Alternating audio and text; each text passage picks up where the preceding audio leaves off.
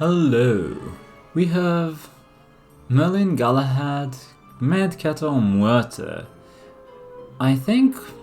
is Merlin the best here?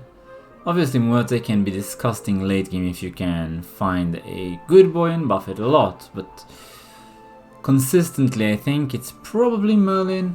But you know what, I have 28,000 fairy dust here. Let's just buy Mad Catter and have fun with it. Which is your favorite character? I think, for me, which character would I like most? Let's see, here we're going to take Unicorn and cast a spell on it. We just get a better cat, sure. I'm also not locking, I'm probably going to be rolling and then taking whatever happens because we are Mad Catter, which, if you don't know, when you roll, adds attack and health equal to your level to a random character in your shop. So you usually want to roll and take whatever gets the buff. Usually. As I was saying, which is your favorite character to play? I'm not quite sure. Perhaps Bounty Hunter has some fun shenanigans. I have... oh, I can actually roll this way. Okay, we'll get this cat and then we'll roll again and save it. That's nice. Probably I'll buy this and then a 2-2 because there'd be no point rolling and then saving it up when at 5 you can get 3s, right? I mean, at 5 gold you can get 3s the turn after.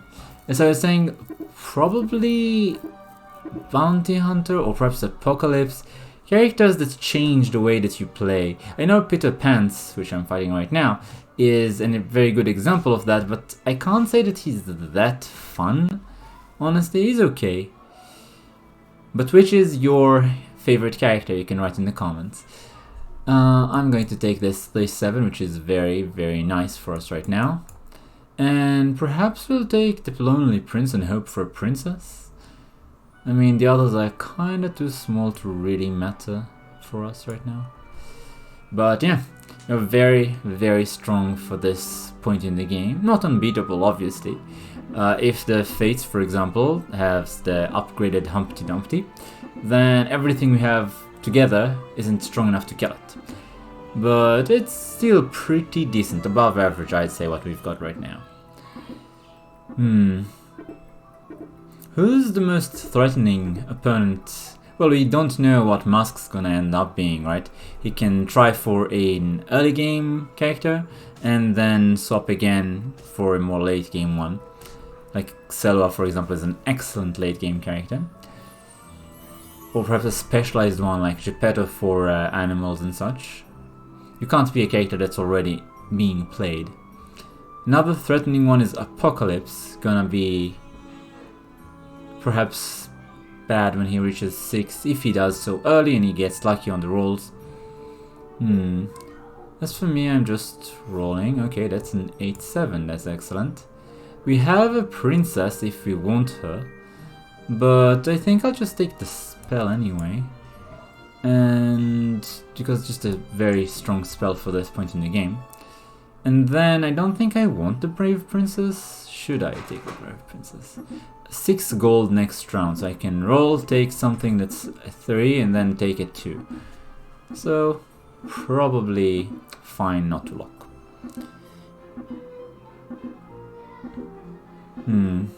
I honestly don't find King Midas to be particularly strong late game, but perhaps if he's a strategy like Dwarves or Princess, then maybe he can get some advantage from his hero power that's really lasting and not just temporary for the early game. Yeah.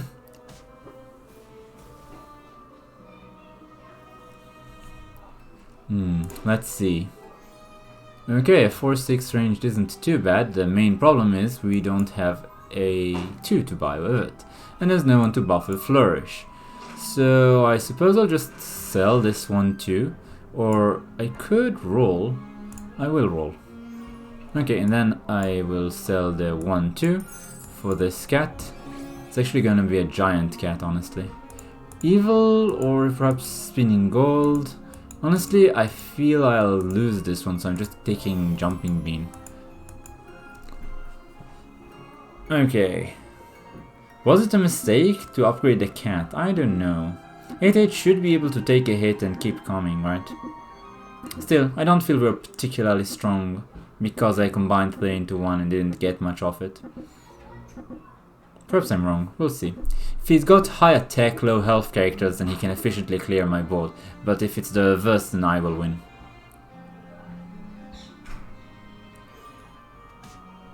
Hmm. 6 is pretty high, but overall, I don't think he wins this one. Perhaps I'm wrong? Nope. He needed a lot more luck with the ranged. Ah, that broke his little knife there. So let's keep rolling. Ah, that's almost a triple. That's nice. Should I just buy 3, thinking that the chance of it being a 2 isn't that high and I need another character? I think that's what we'll do.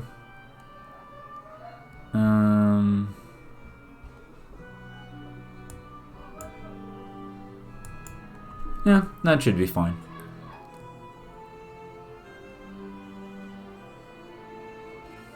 I'm thinking the unicorn should hang back to give the good characters on top, out front I mean, the +1 health. It might make a difference, and getting the stag bonus on the ranged is the best. The 3-7 is also a decent target. 6-10, sure. So far we have lost not a single round, so it's not too bad, right? That's basically what you'd hope for from a character that's very early game centric, like Mad Catter. Peter Pants does not seem to be having a good time. Apocalypse and Bounty Hunter are also near the bottom, so hopefully we can kill them before they get real dangerous, or at least get them low enough that they will lose. This has not been a good match for me at all, but perhaps now it's turning around a little bit. Nope, I still lose this. 2-5 is big enough to kill my little cat. Ah well. It's fine to lose occasionally. Yeah, we'll take this one. If we can find a Juliet, then... ah, sure. I have something. If we can find a Juliet, then I'll take her whether she gets buffed or not. That's just big. 6-12 is just big. So 16-13. Let's see just how strong Apocalypse is. For those who don't know, the copycat procs last breath, so that's why I moved Black Cat down. It's the only last breath I have. Apart from Romeo, which doesn't work without Juliet, funnily enough. I wonder, is it early enough to start keeping track of which strategies each one is following? Well, Miri is obviously gonna be Princess, and I expect Peter Pants to try for spells. The rest, and it doesn't really matter what Apocalypse is going, because it's going to be overturned the moment he reaches 6, with random level 6 characters. The rest of them, I'd expect either princes or dwarves from Mr. Midas here, but perhaps I'm wrong. Maybe he'll wait until 6 to commit to trees? That's really an option if you have a decent early game that doesn't require commitment. Huh. That's a 50-50 and he won it for 2-2, so it really doesn't make a huge difference. That's a very nice hit from my ranged. And the game is over in my advantage.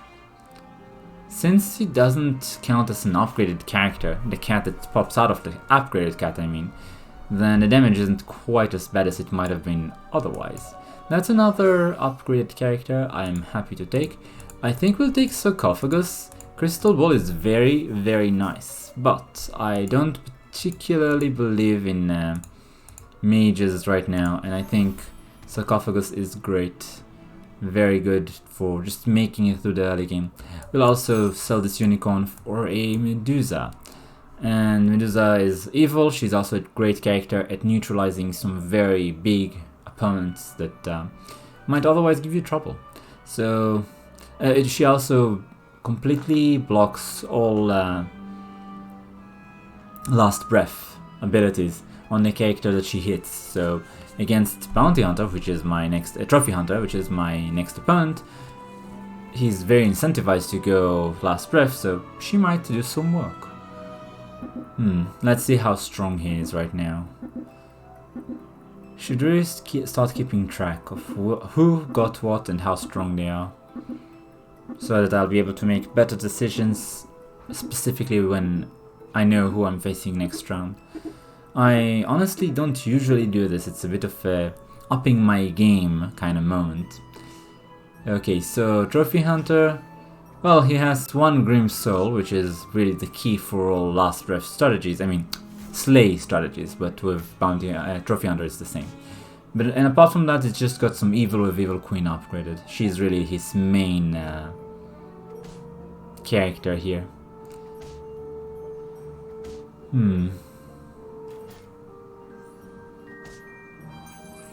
Since it's my win, comfortably so, I get the 2 gold for killing the pig. Oh, that's a very nice one. Let's buy some random tat and upgrade it. Or sacrifice it. You could get more HP for buying something, but I decided it's not really worth it. Is that a good idea though? Yes, it's a 10/20, but on the other hand, it's not evil, and this will give Duza and any other monster I buy +7/+7 for this brawl only when they attack, so I feel as though it might be better. I could also just commit to dwarves. There's a Tweedledee and an Angry here. I don't really have anything to go late game with, so a 10/20 Angry is definitely a worthwhile buy in that respect. Should I commit to the mid-game strategy of Ancient Sarcophagus or try to go dwarves when given the opportunity? I think we'll try for dwarves. I don't know that anyone else is going dwarves. I hypothesized that they might, but I don't know, so we'll just buy this for now. And then lock, I suppose. Yeah, we'll lock. It's fine. In fact, I'd rather buff this Angry than the cat, because so long as it survives, it gives itself 2/2 every time. Oh, that was a very nice one. We got a buff. It's going to be a little difficult. Yeah, that's nice. Because it buffs the cat, because of it also gives me Ancient Sarcophagus. So my artifacts are making good use of this. And yeah, since his stuff is weaker, it just buffs him when he survives. It's nice. Okay, we're taking this and we're taking that. I think she's a bit late for this. I don't think this is remotely good enough. That is, though. No. And okay, there's some nice dwarfs here. Yeah, I think I want to put it in like this, I suppose. This way I'll spawn a 2/8, I guess, but if stuff dies before or it gets buffed by the white stag, then it'll be even better. Should I just give up on the white stag for the black cat?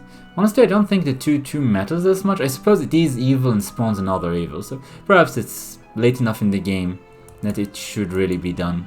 But then again, this just makes more sense in this scenario. Spawn more units. Great. At this point, obviously, we are disregarding the +5/+5 or soon 6/6 from Mad Keta for synergy between characters, which stands to gain us far more. Now, it's just nice if it happens to proc on the characters that we want, but otherwise we ignore it. Oh dear. The 1 HP spell, Rotten Apple? Poison Apple, really picked a good target for him. The cat did some work though.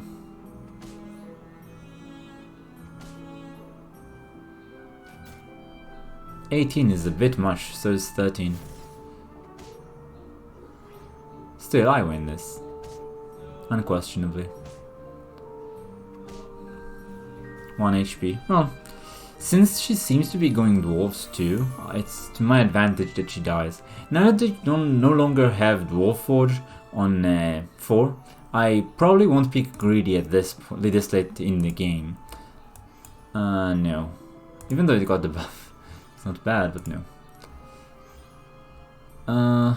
I could upgrade something, but what? There's nothing that I particularly want to upgrade, honestly. No, I'd rather keep looking for a Lordy. I think the damage is the HP of the swapped, like the Tweedledum. Still not worth it. At this point, the advantage that I would gain from a Lordy is so much greater. It's really a shame to go for anything less. There is a good boy here. Should I just swap to good? I mean... I'm not too committed to dwarves right now. I suppose this is the key. Sure. Let's take this for glory. Hopefully we win and then we'll get a bit more guidance on really where we should go. But to be fair, good boy is really the centerpiece of the strategy. Finding an early one is really a very good incentive because you can just keep buffing it. That's fine. Those did what I had expected to. Honestly, I wanted one of these two. They're just so big I won't be able to kill them at all. So definitely not winning this. The 4 glory is not gonna proc, but we'll see if I can make something of the good boy, I guess.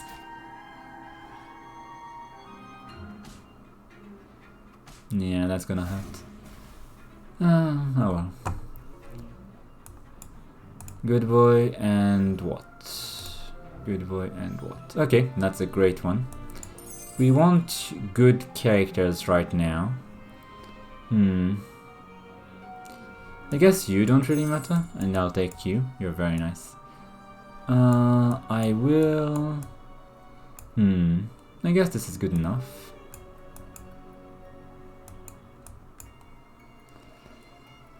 Okay.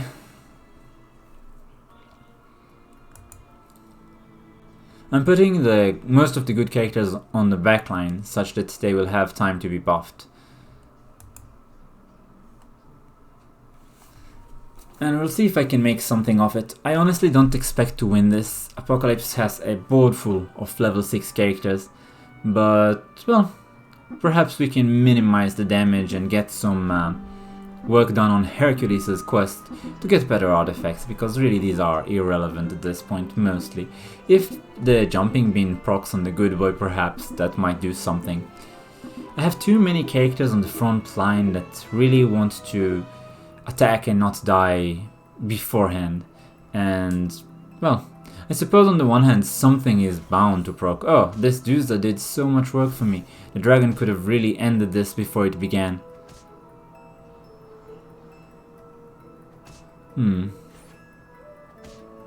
Okay.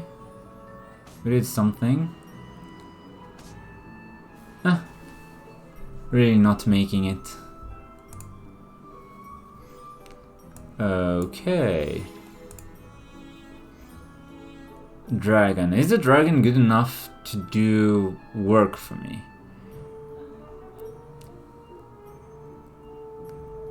I could also just get the court wizard. It's a good character, but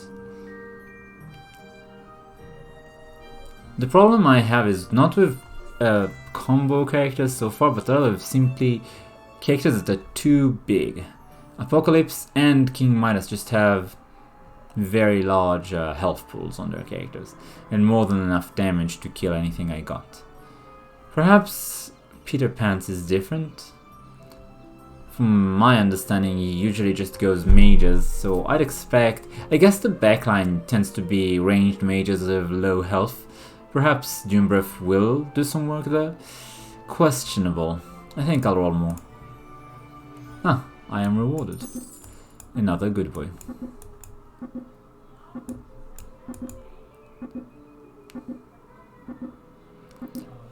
Well, let's hope. Honestly, this Cupid is not bad. But should I save for it? Probably not, right?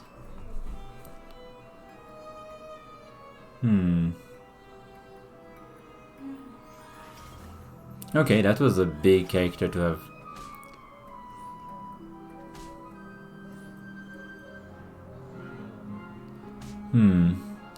We actually have a chance here, I think. That's too bad. Oh well. I need a good boy to die first. Otherwise I will lose, right? Okay, it's a tie. That's fine. I get the level 6 character and the chance to pick more good characters and more buffs. Mages? I don't have any. Wand of Wording, excellent for raising a good boy. Problematic when you are fighting first place right now and you don't have a single other artifact for it. Spear of Achilles seems to be the best I can do. No, not good enough. Nor are you. I mean, it's great when everybody else gets buffed by good boy, yeah. But I could give up the white stag for this. The question is it worth it? I guess it's really the epitome of what you'd want when you're playing good boy, but okay, a buff for my good boy. I suppose it'll have to do.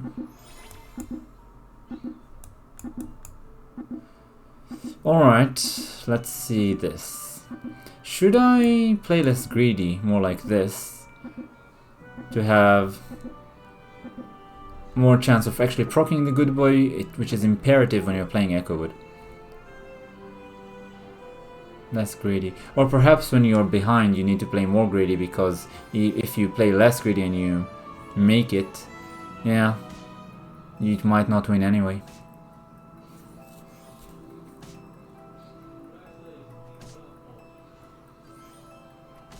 Yep. I should have played more greedy. I don't know if it would have made a difference. Well, I think we are fourth. We are fourth. It's fine. It wasn't a particularly lucky game, but Mad Catter did what you'd expect him to do, which is guarantee that you won't place badly.